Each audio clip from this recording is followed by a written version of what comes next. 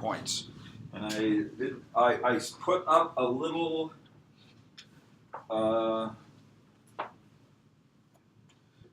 couple page reading on that for today. Hope you guys read that.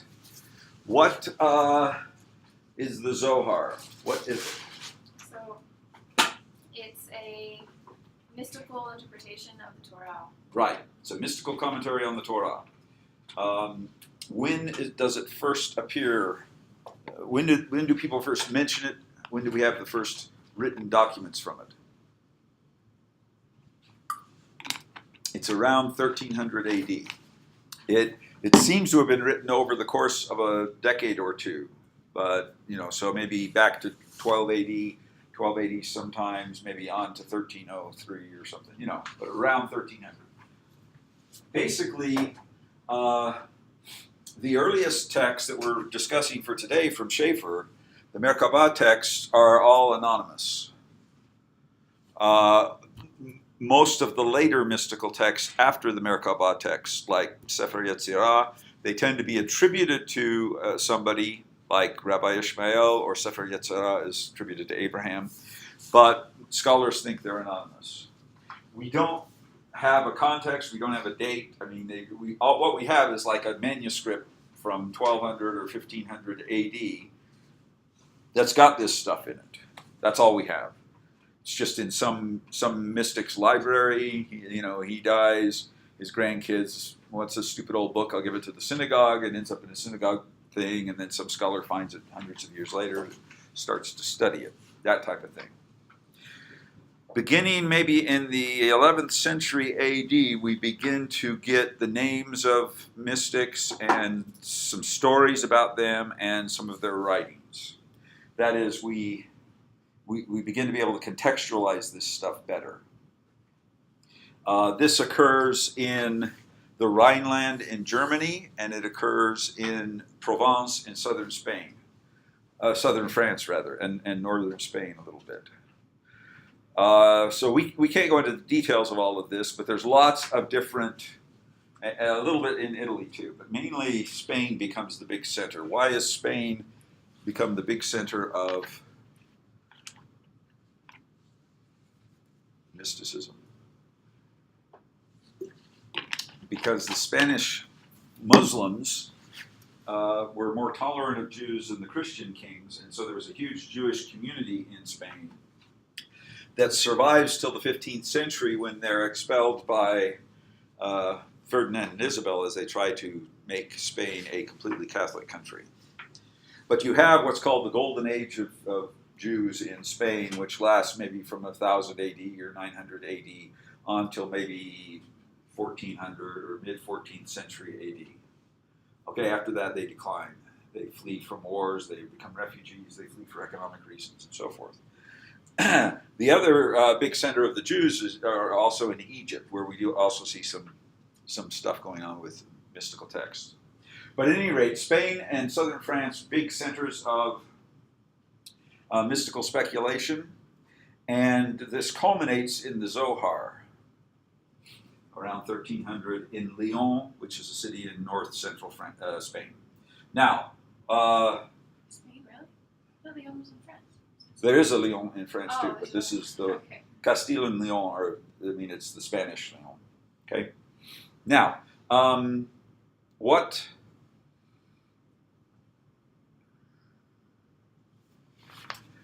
we know about the text itself is that this guy named Moshe or Moses of Lyon, the city in Spain. Moshe is Hebrew for Moses. It's anglicized as Moses. Okay, Moses was a rabbi. He was a mystic.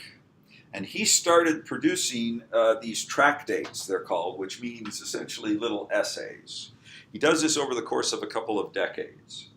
He claims that this is a esoteric commentary on the Torah written by Shimon Bar Yochai, who was a great mystic in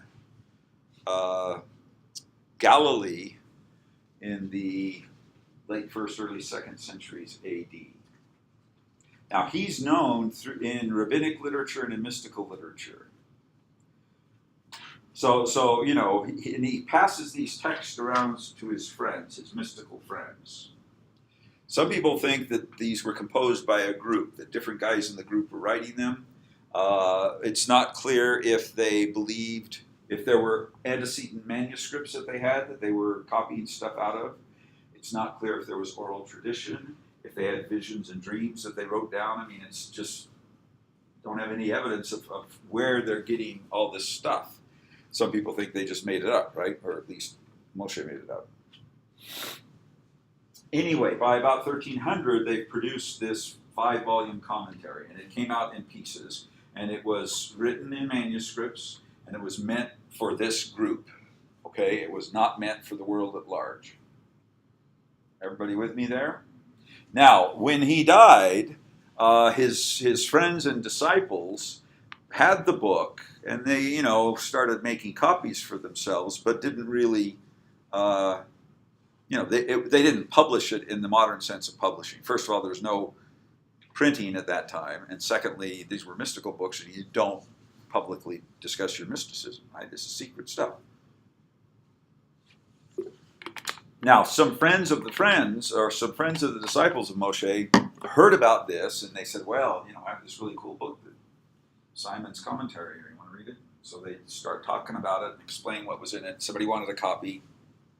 And so it kind of spread like through the grapevine of these mystical circles. Now, one of the mystics who didn't live in Lyon but heard about this got really excited, and he went to Lyon trying to get a copy of it. And he did end up getting a copy. But he talked to Moshe's wife and said, where did it get from? Did he have a manuscript he had from this? And she said, no, he made it all up. And she was kind of sick of it, right? My crazy husband sits there in this closet writing down all this stuff. And so that's the only comment we have about where it came from. His wife's just kind of, my husband's nuts, right? It's like sitting at the computer on Facebook all day long. Only here you're sitting at the throne of God all day long, you know, writing down mystical stories. Anyway, so this book started to spread, and it gets copied, and it spreads in esoteric circles. This changes when? Yeah, with the printing press. Now, I should note, before the printing press, it had already become a major mystical classic, okay? People start to read this, and they hear it, and they start to accept these ideas as authentic mystical revelations of the true meaning of the Torah. So it becomes the most important mystical book in Judaism from that point on, and it still is today. By the way, what does Zohar mean? It means splendor or brilliance. It means bright, shining, like this is the splendorous commentary or something. That's what it means. So it goes around in esoteric circles, in hand-copied manuscripts for a couple of centuries till the mid-15th or mid-16th century, when some guys in Mantua in Italy, that was a big printing center. Printing was spreading now for about a century, and so there were cities where there were kind of academic presses. And as Jewish lore becomes increasingly important, people start to print Jewish books. And the Jews are kind of late to the scene, but they start to print this. And somebody in Mantua gets a hold of a copy of this, handwritten manuscript copy, and decides to print it because he thinks he can get lots of money because everybody's heard of this book. Not many people have had it. Not many people can read it. So he prints the whole thing, which was a huge outrage to the Kabbalists. You know, you're going to let Gentiles read this book, or you're going to let unprepared Jews read it. So it was a big scandal, but there was a demand for this book, and he saw a way to make money, and so he prints it. And from then on, the book, it still kind of remains. It's not something that the Jews would discuss openly on synagogues on Sunday, but it becomes increasingly spread among literate Jews because now you can get printed copies for a lot cheaper than having to hand copy the manuscript from some friend or something. Somebody have it? Yeah. So if you were to be in one of these esoteric circles, they were referencing the Zohar, would they say Moshe said? No, or would they they'd say it's Shimon. Shimon? Shimon. Yep. So. Well, it's not all Shimon, but yeah, they would say this comes from, the backstory to this is about Shimon. He lived in the time when the Roman persecutions. And there was a big war, and he fled from the wars, the Roman wars against the Jews, and hid out in a cave for, I can't remember how many years, like 15 years or something like that. In the cave, Elijah came to him and revealed these things. So he wrote down his mystical commentary in this cave while he was hiding out from the Romans. And then eventually he gets away or gives it to his son, I think, and then it gets passed down secretly from him. This is like early 2nd century AD, on to Moshe. Okay? That's the backstory. So the book had been in existence for a long time, but it had been super secret. And Moshe now makes it public, and then by the mid-16th century, it's being printed. Now, there's no evidence, nobody quotes from the Zohar, nobody mentions the Zohar before the late 13th century. So there's no textual evidence to confirm that. But in the book itself, they talk about Shimon and his disciples were walking along, and Elijah came to them, and they start talking about the mystical meaning of this verse in the Bible, and just lots of stories like that. So it's not 100% Shimon, but he's kind of the hero of the book. And he's still a huge figure in mystical circles. You go to Meron in northwestern Galilee, and they have a big saint shrine to him. It's a huge tomb complex, lots of synagogues where they study this stuff. They have festival days when on his death day where they all have huge pilgrimage. 100,000 people were there at one time, come to the pilgrimage. So he is a huge thing among the Orthodox Jews who accept the authenticity of him as the author. Does that make sense? On the other hand, scholars don't accept him as the author. And then there's what's called the Mitnagdim, which we'll talk about in a second. Yes? So essentially, Moshe is claiming that he received this physical book that was passed down from Shimon. It's not clear whether it was a physical book, a revealed book, so it could dreams. have just been like a type of vision that he had. Could have been. He doesn't. There's no explanation of how he got it. So some people think that there was.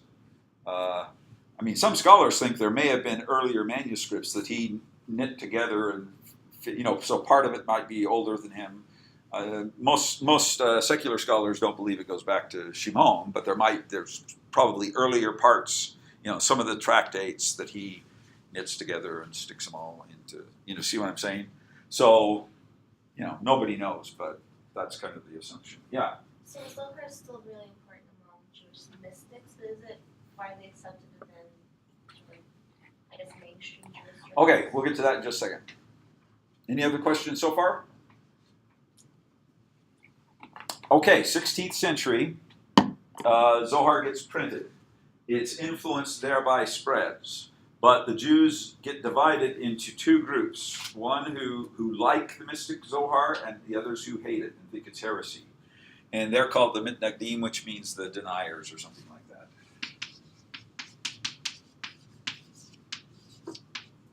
And so these guys condemn it. They don't want you to read it, and you kind of get some synagogues that are pro-Zohar and some that are anti-Zohar, and you get this dispute between pro-Zohar and anti-Zohar all over the place among Jews. Now, and this continues until today. So the mystics didn't want it printed because they thought it was too sacred and secret, and the ordinary guys couldn't see it. The Mitnagdim didn't want it printed because it was heresy. So it creates big controversy. Everybody's debating it. One rabbi says, "If you read the Zohar, I'll kick you out of the synagogue." Another rabbi is secretly reading the Zohar in the back room. So becomes, and there's lots of movements and ups and downs of all of this that we don't have time to discuss. If we were to go to a synagogue now, could you just tell by the type of Jews there are, like they're Orthodox? The Orthodox Jews tend to be more accepting, but there are some Orthodox Jews that like it and some that don't like it. By the 19th century, most Jews, influenced by the Hashkalah, the Enlightenment, Jewish Enlightenment, they more or less have come to think it was really stupid and superstitious magic nonsense, and they didn't like it at all. So the medieval Orthodox Jews didn't like it, or some of them didn't like it because they thought it was heresy. But the 19th century and 20th century Jews don't like it because they think it's superstitious nonsense. So, there's a wide range of reactions among the Jews. Now, we'll end at this point where the book is printed, and there was a Jew named Isaac Luria who lived in Egypt, in Cairo, who got a copy of this.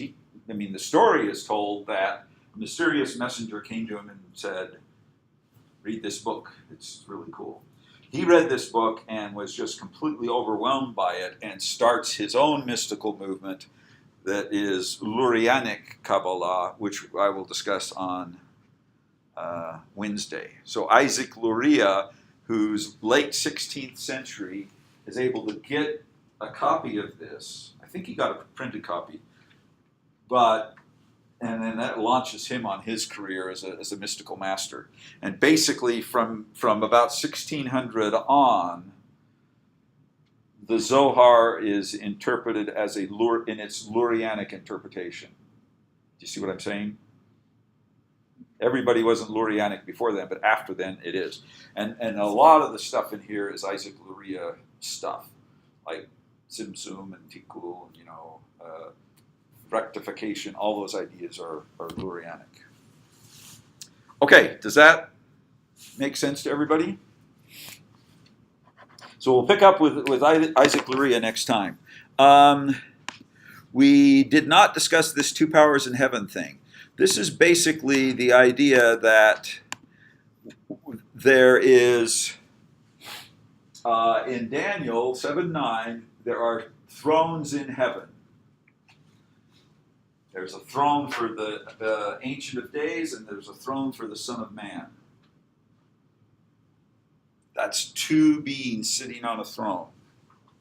Now, that leads to what is called the two powers heresy. That is, some of the rabbis said there's two powers in heaven. That is, there's two guys seated on a throne, Metatron and God. Now, of course, the Christians interpret this as Christ and the Father, right? So to Christians, that's a vindication of the idea that Christ can sit on a throne by the Father. The Jews didn't like that, so they get down on this passage, and they are really against the two powers heresy, which is essentially saying they think the Christians are heretics. But it becomes Metatron essentially takes the place of Christ as the figure who can sit in the presence of God. He's seated on it. Now, you should note, throne and seat or chair are exactly the same word. There's no distinction in the Hebrew text. So if you're seated beside God, you're seated on a throne/chair. But the idea is that everyone must stand or bow or kneel in the presence of God, but not sit in the presence of God. If you're sitting in the presence of God, it is super high status. So Metatron, it gets to sit on the presence of God and sit in the presence of God. And what happened? Who's Acher?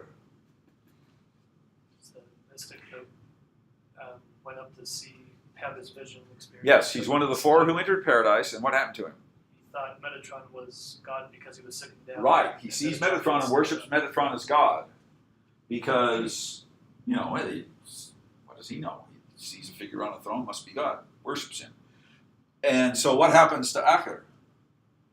It becomes the ultimate heretic. He is the symbolic heretic in rabbinic lore. And anything that you don't like, you attribute it to Acher.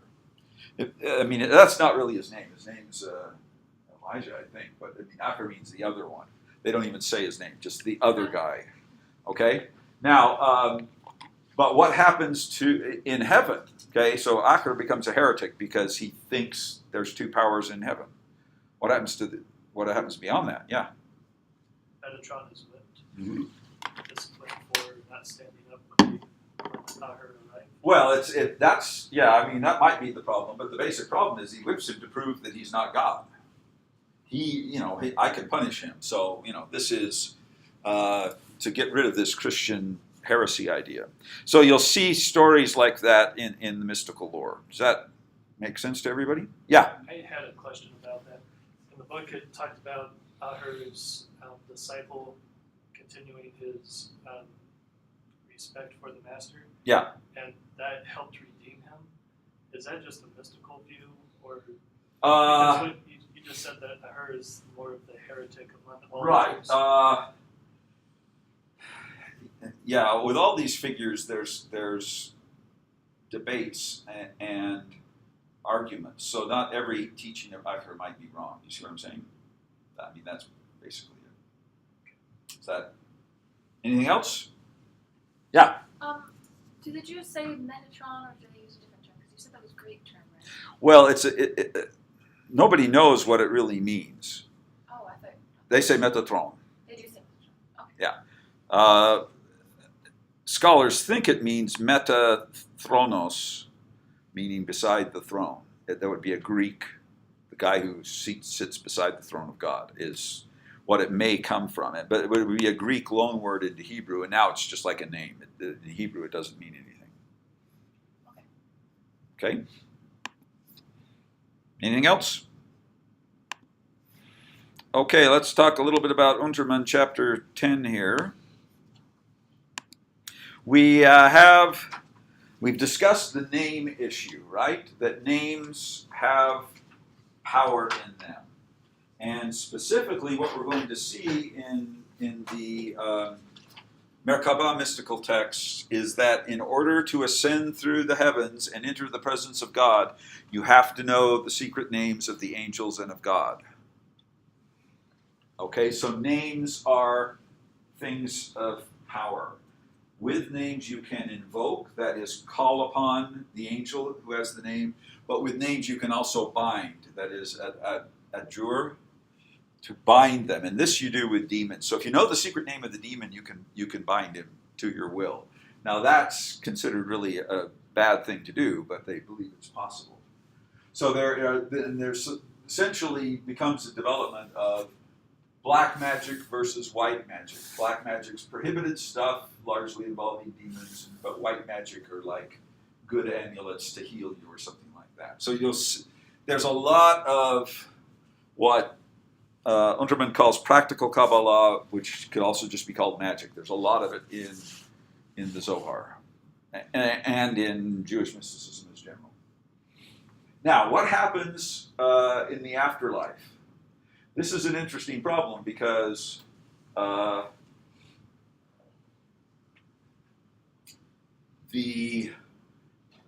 two things. One is the idea of reincarnation, and one is the idea of the tzaddik. What happens to the tzaddik? What's a tzaddik? Righteous. A righteous guy, so a saint. These guys ascend into heaven, dwell in the presence of God, but they can intervene on behalf of their descendants or their followers. All right? So they are believed to continue to exist, and you don't really pray for them, but you kind of supplicate them to give you a blessing or spiritual power. And what they do then is intervene on your behalf with God. That type of a thing. So for example, the world is preserved for the sake of the tzaddik. This is the idea that one righteous man can save the world. And it's based on the Abraham and Sodom and Gomorrah story, where Abraham bargains with the Lord. Here's this terrible, wicked city, but if we can find, just 10 righteous men, can we save it? And the Lord finally says yes, but they can't find even 10 righteous men. Well, the idea here is that the world as a whole is Sodom, and because there are tzaddikim, the righteous guys, God will preserve the world for their sake. So, this is a big idea in mysticism as well. You can seek the mercy of a dead tzaddik. You can go to his tomb. He has spiritual power to bless after and so forth, because he's so spiritually advanced. So this leads to essentially saint veneration in Judaism, where they go to the tombs of famous tzaddik tzaddikim and pray there. Okay, technically they're not praying to the tzaddik, but in practical terms, that's kind of what they're doing. However, on the other hand, seeking out the dead, which means necromancy, is prohibited. Now, what's the difference between seeking the dead and seeking a blessing from the tzaddik who's dead? Isn't seeking the dead trying to raise them from the dead? Yeah, it could be, but it is magical practice to raise the spirit of the dead in order to get prohibited or forbidden knowledge or some type of power from that dead person. So this is, the key story in this is the story of Samuel and the witch of Endor and Saul. What happened in that story? Yeah? Saul wanted to raise the witch of Endor and Samuel got really, really mad. Okay, Samuel had died, right? Oh yeah. Right. Saul Went to the witch. he'd always followed Samuel's guidance as a prophet and didn't know what to do. There's some crisis he was facing, so he said, I got to ask Samuel, but Samuel's dead, didn't trust the new prophet, so what does he do? He goes to the witch. He goes to the witch of Endor, who summons Samuel's spirit, and Samuel curses Saul for doing black magic, right? So that's the key story in all of this. So you don't try to summon the ghost of the tzaddik, you just pray for his intervention. Here you're summoning spirits and raising the dead. I mean, not quite raising the dead, but that type of thing. Okay?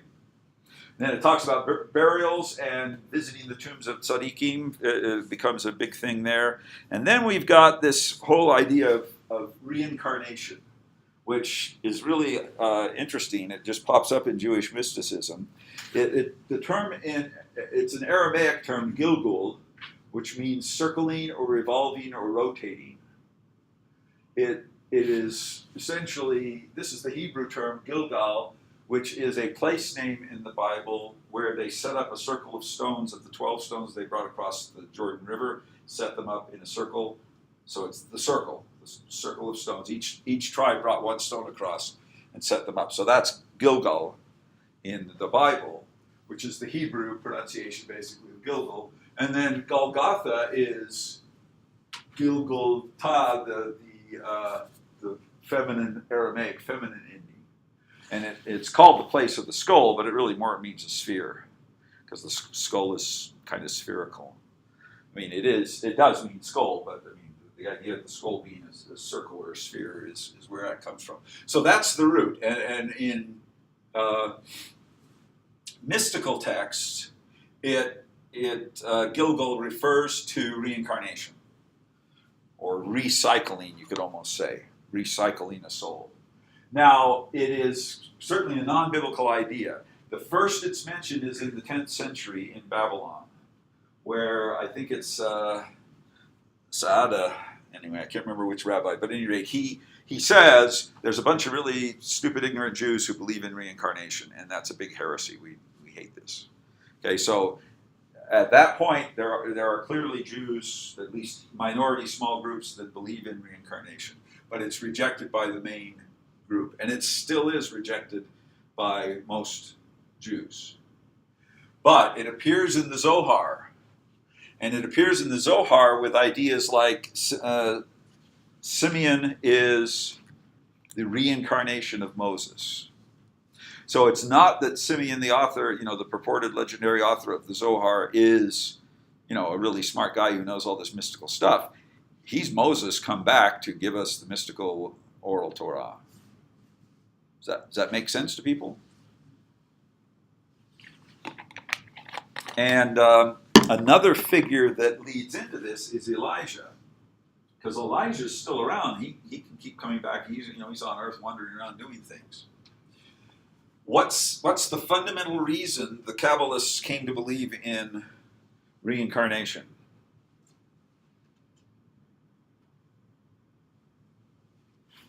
Soul rectification and the suffering, righteous suffering. Now, righteous suffering is a big theological problem for Judaism, Christianity, and Islam. the book of Job is kind of begins to raise that problem, which is a lot of the Bible seems to imply that if you live righteously and follow the commandments, you'll have a prosperous, happy life. Your children will survive. You won't get cancer. You'll be prosperous. New Age Christian versions of that are called prosperity gospel, which you'll hear talked about in some evangelical circles. In fact, you hear it in some Mormon circles too, right? If you pay your tithing, you won't have economic distress. That's demonstrably false, right? I mean, lots of faithful tithing payers lose their house, from whatever, can't make their house payment, whatever it is. But the point is that that's a theological problem. Christ talks about it in the New Testament where he says, God causes the rain to fall upon the just and the unjust, which in biblical terms means God causes prosperity, that is, rain to fall on the fields of a wicked man whose grain grows just like the grain of a just man. So Christ essentially says, God permits evil to continue in the world, but in the next world that will all be rectified. Okay? That is to say, wheat and the tares grow together in this world, but they will be separated when the kingdom comes, that is, when the kingdom of heaven arrives, the kingdom of God. Right? I mean, that's the Christian theological response to that. The Jews, however, had the problem that the wicked prosper. Sometimes wicked guys are much more prosperous and, have more health or whatever, their children don't get sick, than the righteous guy. So why does that happen? So that's one question they raised, and one answer was, well, this guy is, this righteous person is suffering because of sins he committed before. And you can see that reflected a little bit in the New Testament where they ask, who sinned, this man or his parents, that he was born blind? Right? Remember that question they asked Christ? Well, the implication is he can somehow sin before he's born. Now, that, whether that idea was correct or not, that's what people thought at that time. So if you can sin before you're born, does that mean you exist? It means that you exist before you're born in some sort. Now, we would say, well, that's pre-existence, but the Jews would say, well, maybe it's reincarnation. Do you see what I mean? So that idea that is floating around in New Testament times. I don't think Christ is necessarily approving of that idea. It's just a question people were asking, right? Can a man sin before he's born? Okay. The other thing is the rectification of the souls. That is, in Lurianic Kabbalah, there's the idea of tikkun, which means rectification. That is, means your soul is encased in these shells, they call them. A shell is basically the body, a shell of matter. And your soul needs to be rectified, that is, made correct. It's kind of broken, okay, and it needs to be fixed. And reincarnation allows that to occur if it doesn't happen in a single lifetime. So it is both that the wicked may suffer in a reincarnated state for their sins, so that it's balanced out through reincarnation. And it also gives people multiple chances to rectify their souls. Those are the two ideas that they come up with. Now, this does not reject or resurrection. How does this allow itself to be merged with resurrection? Because you will eventually be resurrected into a perfect body that won't die. Right. So you can be reborn several times, and it may happen 2 or 3 times, and then you're rectified, and you don't need to do it anymore, right? But at some point, there's going to be a resurrection of all the souls. But even though some souls had multiple incarnations. So from this perspective of standard biblical Judaism, this is all radically unique idea. But that's where they come from. Okay? Now, another idea is soul impregnation. That's what they call it. Ibur is impregnation. You get pregnant. And what it means is that the soul of a different person can kind of come into you and either takes over your body or is with you for a while. So in a positive sense, Sadiq can hinder you. In a negative sense, it's a dibuk. The dibuk is a demon or a ghost. It's like spirit possession. You're possessed of the spirit of another person. So these are evil. These guys, dibuks, are ghosts who wander around trying to possess you. Just like exorcist Catholic type of conception of possession. Yeah. Now, the Sadiq are neither reincarnated or resurrected. They're just kind of spirits. Is that because they're waiting for the resurrection or reincarnation? Well, a tzaddik may get reincarnated like to help other people, but in their spiritual state, they can still, they're basically souls. Disincarnated souls who have died, they've gone to heaven. They don't need to reincarnate for rectification purposes, and they're perfected, so they don't need to reincarnate to be punished for sins. So they don't need to reincarnate. But they will eventually be resurrected. Sure, at some point, right? But it's just they're not now, and so that's what's going on with this. They also talk about possibility of reincarnation of plants or animals, and Shimon ben Yochai is Moses reincarnated. That's part of the theory. So the idea is then that reincarnation allows sinners a second chance, basically. And that's what it amounts to. So if it's too hard to become a tzaddik in one lifetime, you get multiple chances. Now, if you were born a Gentile in one life, can you be born a Jew in the next? I don't know about that. Different types of souls. They have different types of souls. I'm not sure. I never pursued that question. It's a good question. What's the point of God creating Gentiles? Good question. I don't know.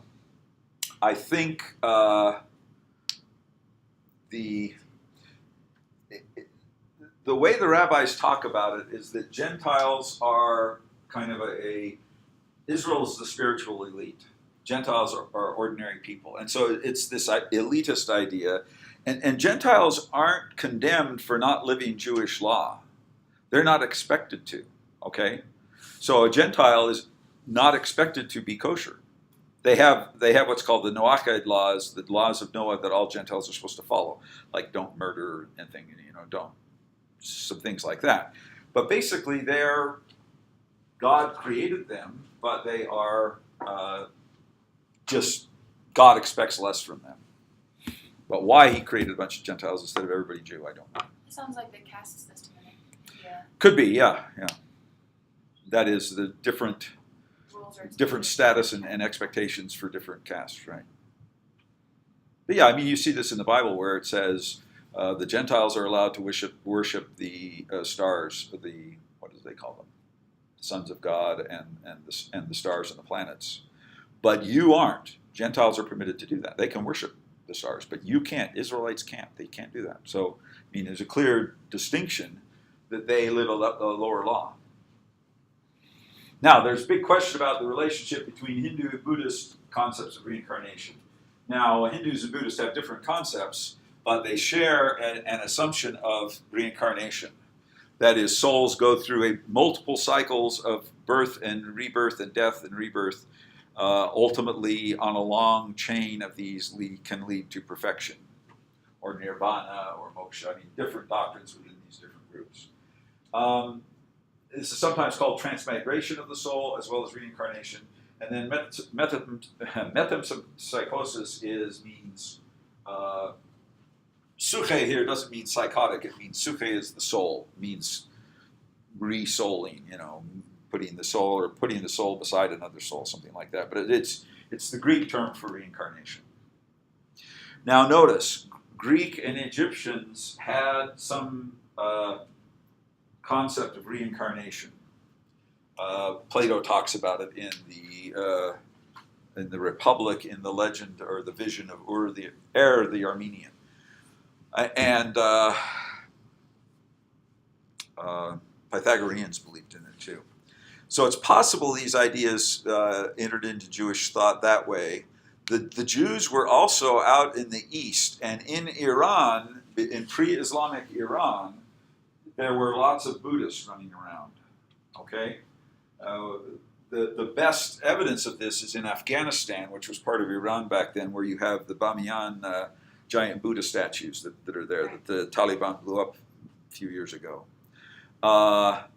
So some people think, well, there may be some type of connection there, and some people talk about Manichaeism and other, so I kind of suspect it's an idea that they came up with on their own, but it may be there's some connection with Eastern concepts of reincarnation.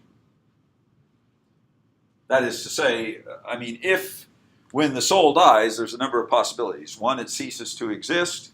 One, it continues to exist. If it continues to exist, what's its status? Is it in hell? Is it in heaven? Is it a ghost? And then can it be being reborn is one option of the status of a soul after death, right? So it's something. It's a logical option that you could come up with if you're just speculating about these things, right? So it doesn't necessarily have to come from Hindu or Buddhist sources, but it's possible. If it does, it probably comes from Buddhist sources. And notice the idea of karma basically is what we're talking about here, right? That bad karma will cause you to be reincarnated and suffer for your bad karma from a previous life, which in a sense doesn't bother me because, if I commit murder and I don't, and somebody else suffers for it, I'm not suffering for it, so why do I care, right? Except they think it's me, but I won't remember it's me. I won't know it's me. Anyway, who knows? Okay, questions on that? Now we got to turn to Schaeffer and the Merkabah mystic stuff. What time? Oh my gosh, time is up. I can't believe it. Okay, let me just do a couple of background ideas on this, and then we'll pick it up next time. You understand the idea of Merkabah Hekalot literature. Merkabah is the chariot, and it means the chariot throne. The throne of God is the Merkabah. Hekal is the building or place where it is. So they're kind of overlapping concepts. You go to the Hekal to find the Merkabah, right? You see what I'm saying? So you'll see it overlapping discussions of those ideas. But that's the chariot. It means chariot. It refers to the chariot throne of God. So when you seek a vision of the Merkabah, it means the throne of God. Hekal are the buildings. They translate it sometimes palaces or temples, but grand buildings where God's throne is. Now, Schaeffer talks about this thing called the synopsis. This is an edition of the Merkabah literature that he did. He found all the Merkabah Hekalot texts. He lined them up in parallel columns and then, compares and contrasts which version has this, that, or the other thing. So it's kind of become the standard way to cite it. And he says, synopsis number 81. He's referring to this particular passage where he lines up the parallels and stuff. So just so you know what he's talking about there. Unfortunately, it's only in Hebrew, so if you don't read Hebrew, you can't use the text. But it's designed as a critical edition for all this stuff. He also has this annoying habit of talking about macroforms and microforms. What does he mean? Isn't a macroform like a collection of microforms? Yes. Macroform is a text. A microform is a little section of the text. He doesn't want to call these texts because he thinks they were literarily combined from different things. But, he's just being pedantic. But, and scholars tend to do that. A macroform means a book, like the Hekalot Ravati. That's a macroform. The little sections within that are the microforms. Because he thinks this is about his theory of how these things were composed. Whether he's right or wrong doesn't matter in some ways, because what we have is the text as it appears, and that's a text, that's a book, right? So, but that's what he uses those terms. Just be aware he's, like I say, he's being pedantic, but he finds it important in terms of trying to understand the origin of these texts and how they got put together. He thinks they were kind of stuck together with a bunch of little different stories by editors and stuff.